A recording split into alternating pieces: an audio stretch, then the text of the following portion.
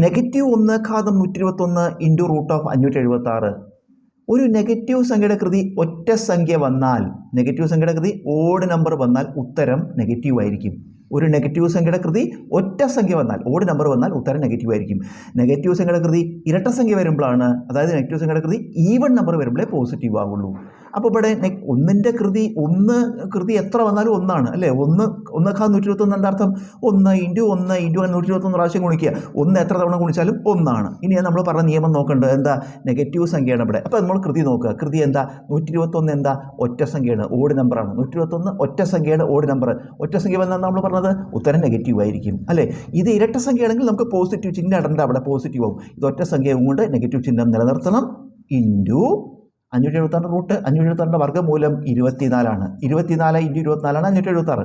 24 × 24 ആണ് 576. ഇനി തമ്മിൽ ഗുണിക്കുക.